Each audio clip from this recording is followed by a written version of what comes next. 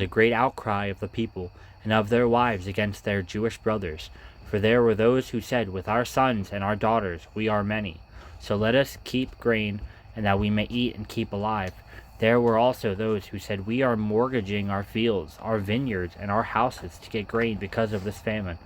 And there were those who said, we have borrowed money for the king's taxes on our fields and our vineyards. Now our flesh is as the flesh of our brothers, and our children are as their children. Yet we are forcing our sons and our daughters to be slaves, and some of our daughters have already been enslaved.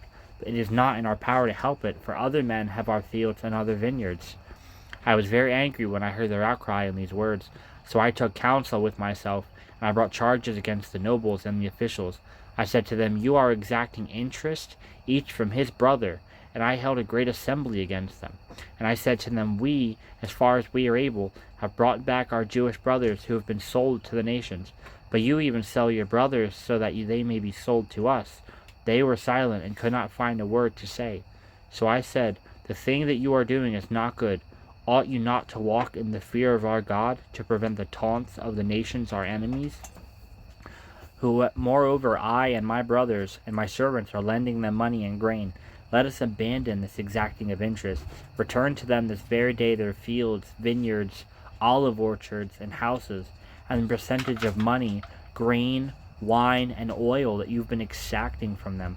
Then they said, we will restore them, and require nothing from them. We will do as you say. And I called the priests and made them swear to do as they had promised. I also shook out the fold of my garment and said, so may God shake out every man from his house and from his labor who does not keep this promise. So may he be shaken out and emptied. And all the assembly said, Amen, and praised the Lord. And the people did as they promised.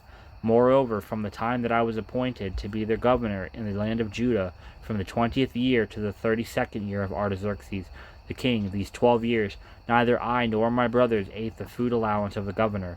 The former governors who were before me laid heavy burdens on the people, and took from them for their daily ration 40 shekels of silver. Even their servants lorded over the people, but I did not do so because of the fear of God. I also persevered in the work on this wall, and we acquired no land, and all my servants were gathered there for the work. But moreover, there were at my table 150 men, Jews and officials alike, besides those who came to us from the nations around us. Now what was prepared at my expense for each day was 1 ox, and 6 choice sheep and birds, and every 10 days all kinds of wine in abundance. Yet for all this I did not demand the food allowance of the governor, because the service was too heavy on this people. Remember for my good, O my God, all that I have done for this people. Sanballat and Tobiah and Geshem the Arab and the rest of our enemies heard that I had built the wall, and that there was no breach left in it, although up to that time I had not set up the doors and the gates. Sanballat and Geshem sent to me, saying, Come, let us meet together at Hekapharim in the plains of Ono. But they intended to do me harm. I sent messengers to them, saying, I am doing a great work, and I cannot come down. Why should the work stop while I leave it, and come down to you? And they sent to me 4 times in this way, and I answered them in the same manner. In that same way Sanballat for the 5th time sent his servant to me with an open letter in his hand. In it was written, It is reported among the nations, and Geshem also says it, that you and the Jews intend to rebel. This is why you are building the wall, and according to these reports you wish to become their king. You have also set up prophets to proclaim concerning you in Jerusalem, There is a king in Judah, and now the king will hear of these reports. So now come, and let us take counsel together. Then I sent to him, saying, No such thing as you say has been done, for you are inventing them out of your own mind.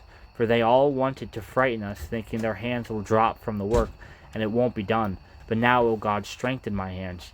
Now when I went into the house of Shemaiah, the son of Delilah, son of Mehetabel, who was confined to his home, he said, Let us meet together in the house of God within this temple. Let us close the doors of the temple, for they are coming to kill you. They are coming to kill you by night. But I said, Should such a man as I run away? And what man such as I could go into the temple and live? I will not go in. I understood and saw that God had not sent him, but he had pronounced the prophecy against me, because Tobiah and Sanballat had hired him. For this purpose he was hired, that I should be afraid and act in this way and sin, and so they could give me a bad name in order to taunt me. But remember, Tobiah and Sanballat, O my God, according to these things that they did, and also the prophetess Noadiah and the rest of the prophetess who wanted to make me afraid.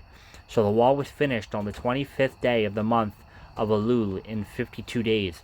And when all our enemies heard of it, all the nations around us were afraid and fell greatly in their own esteem, for they perceived that this work had been accomplished with the help of our God. Moreover, in those days the nobles of Judah sent many letters to Tobiah, and Tobiah's letters came to them.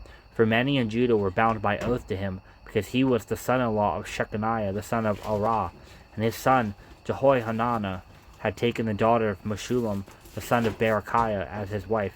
Also they spoke of his good deeds in my presence, and reported my works to him. And Tobiah sent letters to make me afraid.